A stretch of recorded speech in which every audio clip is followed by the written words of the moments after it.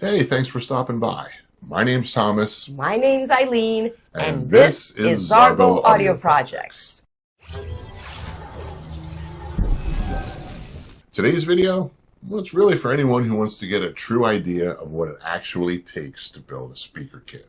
But it's especially for the ladies because there are so few female speaker builders out there, and I think that needs to change. So in this video series, Eileen will show you that even with zero experience doing this kind of thing, it can be done with a little help. So, in this video, I'll show you how to glue up the cabinets, sand them smooth. I'll drill all the holes to mount the drivers and binding posts, and then I'll prime and paint the cabinets. In the second video, Eileen will have to figure out how to create the crossovers. And that video is really interesting because that process involves a lot of creativity. And I'll just say two words: soldering iron. And in part 3, I'll do the final assembly on the speakers. We'll give you a listen to the finished product, and I'll discuss with you how I felt it went, what I liked, and what was really hard about building this kit. Perfect. So pop some popcorn or go make a sandwich, grab a refreshing beverage from the fridge, and let's watch Eileen build the AviaTrix speaker kit from Parts Express. We were actually a little apprehensive opening these packages up because we had come home late and it had been raining for several hours. The boxes themselves were really soaking wet, but thankfully everything inside was nice and dry. So, sweetie, can you give us the rundown on what we're looking at here? Yeah, so these are the enclosures, 4 woofers, 2 tweeters, crossover components, binding posts, 2 of them, and the acoustic stuff. Ooh, yeah. You have rehearsed this, I can tell. So, all right, that's nice. We've got the crossover bits are in here. Yeah, and the QR code is going to help us a lot. Okay, so that QR code, we'll see what that does. But we've got crossover components in here. Yeah, resistors, inductors, and capacitors. So what we've got here is all the stuff to make the kit, we think. What we need to do now is we need to clear out, and what we're going to do is we're going to put the cabinets together, glue them together first. So we're going to take the strapping off this and make sure we have all the pieces, all the wood pieces to make the enclosements, as you like to say. Eileen's going to pop this thing open and make sure we have everything we're supposed to have.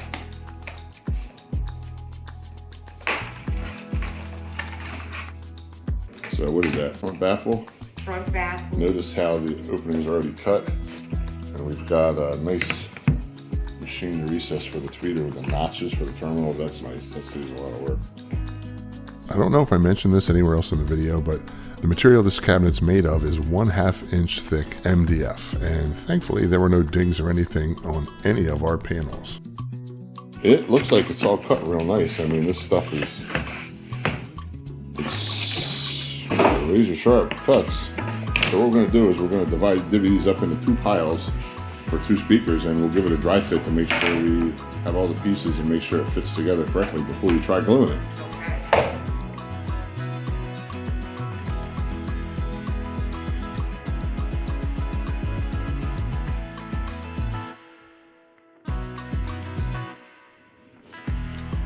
Alright, it isn't perfect, but you get the idea.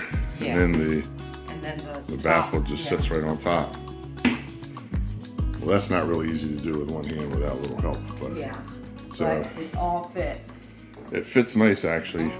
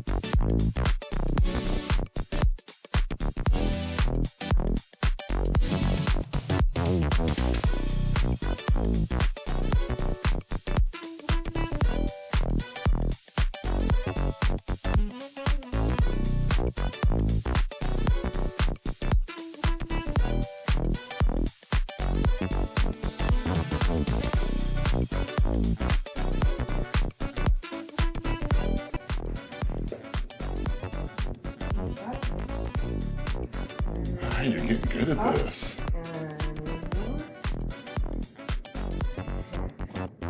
Using a little more glue, okay? Oh wait, you gotta spread it around with the brush first. Yeah, getting ahead of us. I've seen guys do it without doing that. It does kind of squish out, but this gets a thinner coat more places, and I think it's better. Yeah.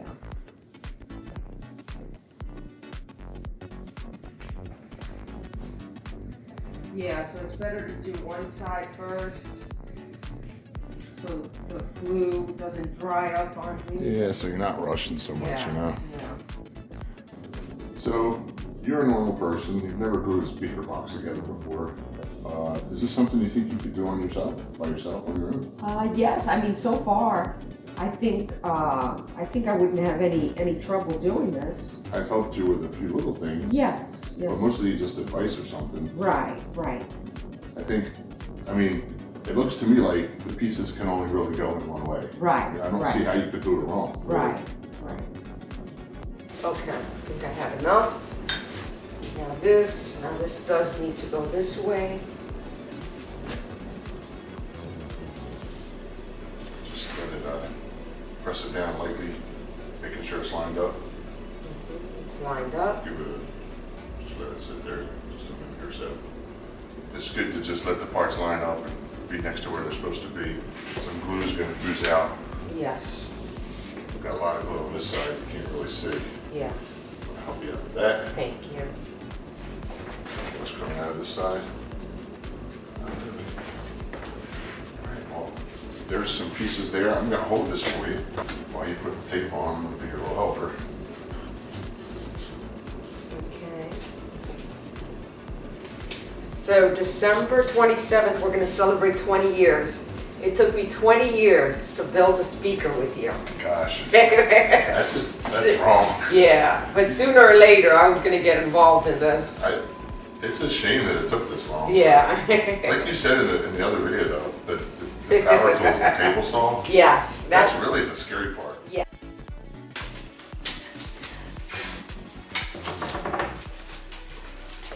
Whip up some glue.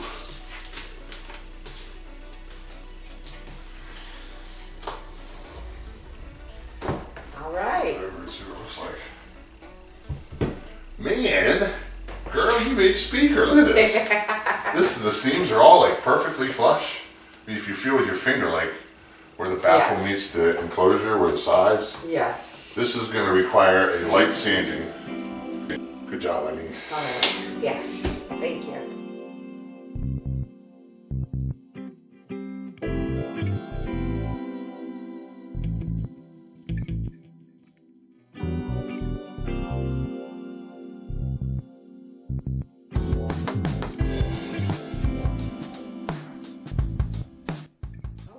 So there it is. So let's see. Use your fingers to feel the seams. What do the seams feel like? Now, it's good on 3 sides, but this side up here, there's a little lip. It's uneven. It's not flush. Right here. Yeah, you can feel that. This is sort of even. That's even. Yeah. This is just a little bit this way. Yes. So what you don't want is for this whole panel to be sticking out like 1/8 of an inch. Right. Then you got to sand the whole panel down. If this or this is sticking up just a little bit, and you can't get it perfect. Right. That's a lot easier to sand down than the whole panel. So Okay. I think we aired on the correct side. Okay. Yeah. I really I like sanding, and that should be like really cleaned up tight and ready to go. Nice. I have to say, I'm kind of surprised actually at how quick Eileen picked up on how to use some of these tools. She had never used a power sander before, ever. I mean, never even held one, and she kind of looks pretty comfortable with it. I don't know, maybe she's a natural. Let's see, just go ahead and feel what you did, what's smooth and what needs a little more work. And it feels smooth. Feels good? Yeah. Yeah. Might be a little spot here. Yeah, I just hit that again real quick because this is a bump. But you're doing a nice job, man. You've never sanded anything before, have you? Never. Oh, you're doing awesome.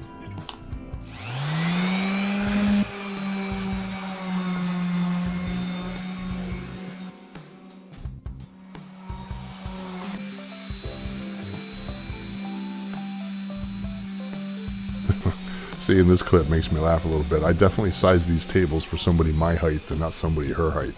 She's definitely reaching.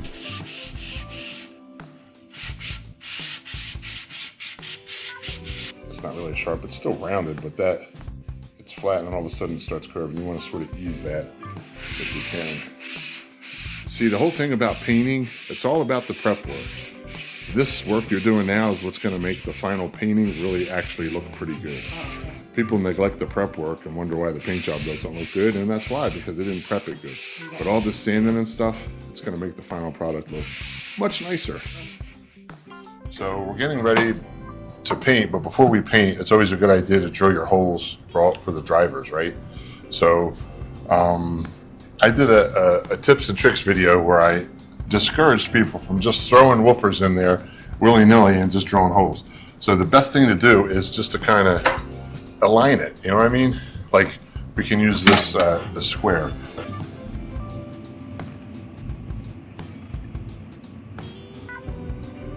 Got it good? Yes. All right. The little details matter.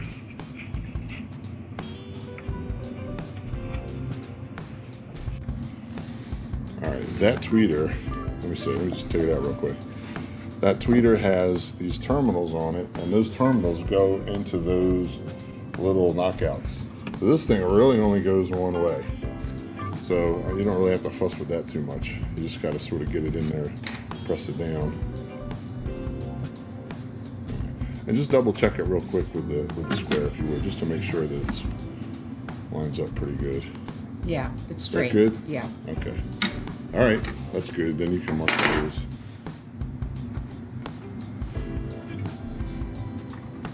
You must have watched my tips and tricks video on how to speaker build. Yes, I did. I make my wife watch my videos to make sure they don't suck. So now we've got all the holes marked, or I should say you have all the holes marked for the drivers, both woofers and the tweeters on both speakers. Now we got to figure out which side of the speaker we want to be the top on each one of them. Okay. So I guess basically maybe one side's not as nice as the other. So whatever one's the nicest, you want that one to be the top. So I want this one to be the top here. Okay, and I think this should be the top for that one. Okay. You think? Yeah. So top, right, so top. let me write T-O-P. T-O-P. So now what we've got to do is we've got to get this binding post into the speaker. So the back, it's wide open. You could put it anywhere you want to. So we have to sort of figure out a spot to put it. Now where's the crossover going? It's not going to interfere? The crossover is going to go, oh well, where's the crossover going to go, my dear? Down here. But That's I mean, right. is it going to go too far back if I put the binding post at the bottom? Well, what we can do then, it's a good point, pre-planning, good. So we want to stay up like, we don't want to be up as high as that middle brace, but we want to be a little below it.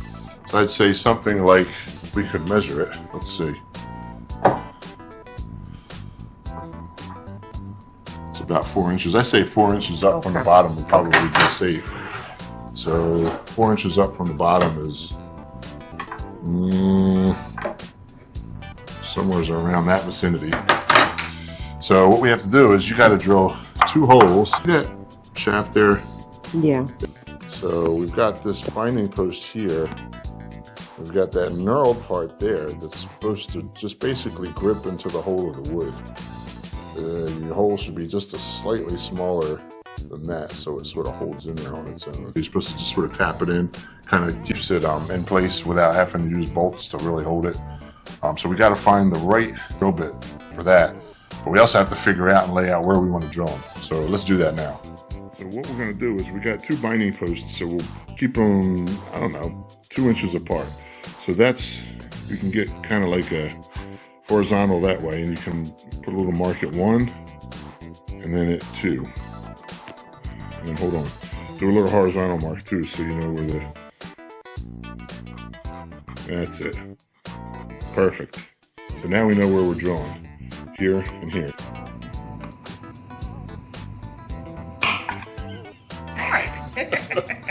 Alternatively, if you don't have one of these, you could always use just a push pin. Stick it in a bit. All right. So what does that leave? It leaves a little dimple there, which the point of the drill bit is going to be able to easily find. What is this called again? Center punch. Center punch. Center punch. All right. Eileen tries to drill holes in the speaker cabinet. Take one. She's never drilled a hole before. All right, let's see. Keep your fingers away from that thing. Like this? Yep. How do I know I'm in the center? Do you feel the tip going in the center? Yeah. Is that centered? Yeah, I think so.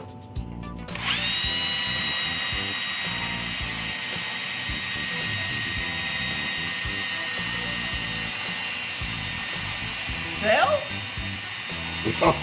Did you go through yet? I don't know. No, you'll know when you go through, trust me, because you'll get scared for a second. All right, back it out for a second and stop. Yeah, something's wrong. No, nothing's wrong. You just have to, you gotta. It hasn't gone through? No, you have to apply a little pressure, and it's hard because I know it's like even with your head, the top of the drill, but. No. Okay. Okay, you made it through, okay. So, that was good for your first hole drill. Do you feel empowered? Yes. Okay. Literally. Okay.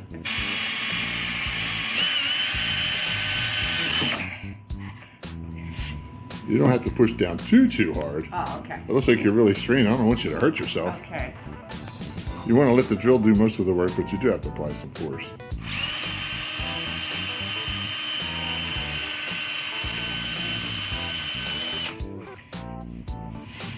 All right. This is exciting. Is it? Yeah. Now you know why I'm down here having so much fun all the time. Yeah. All right. We got 4 holes drilled. Now let me just see for a second. Off camera, I matched up the size of this drill bit, slightly smaller than the flutes on this, it's a binding post. Binding post. Now that is very snug. I think it's too small. You think it's too small. Yeah. But you know what? What? I actually tested this out on a piece of wood, a thin piece of wood, and I was able to tap it in. Okay. So it wants to be that snug. Okay, let's tap it in. Well, we don't want to tap it in yet. We want to save that for final assembly. Okay. So if I hadn't done a test piece, then I would say we have to maybe try it out, but yes. I know it is the right size, so we don't have to do that. Okay. Now we have to flip these things over and drill the holes for the speaker drivers, for tweeter and the woofers. Right. But we don't know what size hole we need to drill. Before we figure that out, we got to find out what kind of screw we're going to use. I happen to have a video that explains fully how to size your screw for the type of driver that you're using.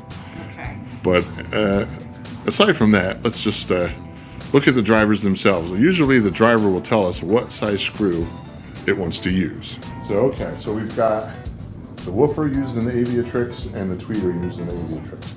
Now, before we can drill holes, we have to know what fasteners we're going to use to mount these with. Right. So the normal go-to for most mid-woofers and tweeters is usually the number 6 black oxide screw. I like black oxide, but number 6 usually.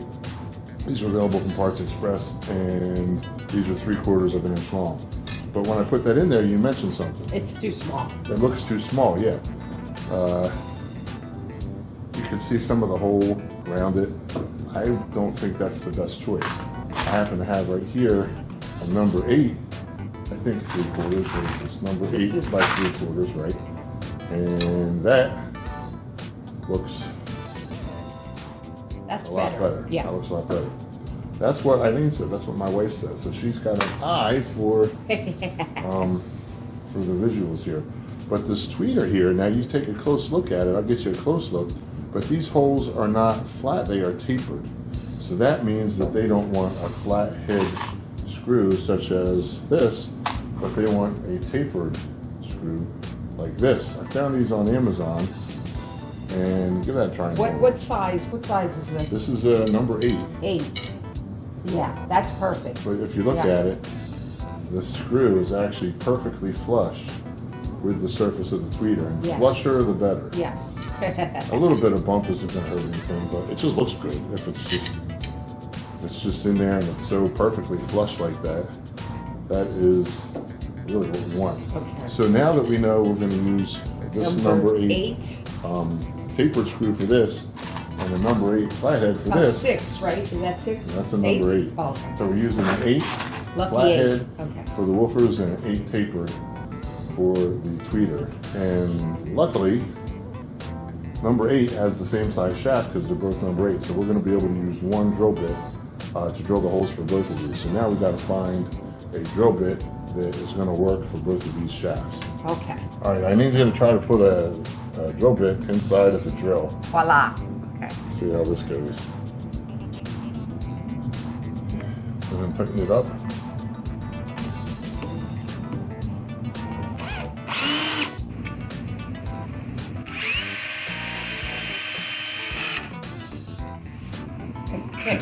You're supposed to, you want to keep it moving after you go through, have it spinning as you pull it out. Oh, okay. Yeah.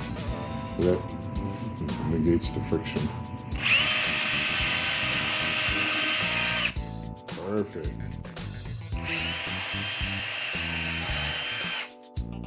Nice job, sweetie. These cabinets are ready to paint. Well, prime and paint. So let's blow the dust off of them. We'll go pick out a nice primer. This bin shellac base 123 stuff's pretty good. Covers MDF end grain real nice. And then we pick out some paint. Now it's time to put some finish on these things. Odyssey blue. Putting some tape so that I don't add thickness to the hole, and the tweeter's already tight going in. Eileen is actually enjoying the process of putting primer on. Yeah, I'm enjoying this. She's never done this before. No. You've never painted anything? No. How can you gone through life? You're almost 50 and you never painted anything. Never. Yeah. Wait a minute. Didn't we paint our bedroom upstairs a couple years ago? Yeah, but you painted. I painted it. But what did you do? I helped you. How did you help me? I handed you the lemonade. Dang it. What were you doing when I was painting everything? I was Wait, watching. you missed a spot. I was You missed a watching spot. You were watching me. Tell me you were doing that. You were Telling you where you missed the spot. You're tripping. But you don't want to drip if you can help it. You were telling me all the spaces where I missed spots. Just like I just did for you. Right, exactly. Yeah, we're kind of rolling through this pretty quick. Get it? Because watching somebody paint's not the most exciting thing to look at. But just so you know, Eileen did put 2 coats of primer on. She sanded in between coats with a sponge sanding pad. Man, this came out good, honey. This thing looks nice. I mean, really good. I got no complaints on that at all. I think I'm going to hire you as my new finisher.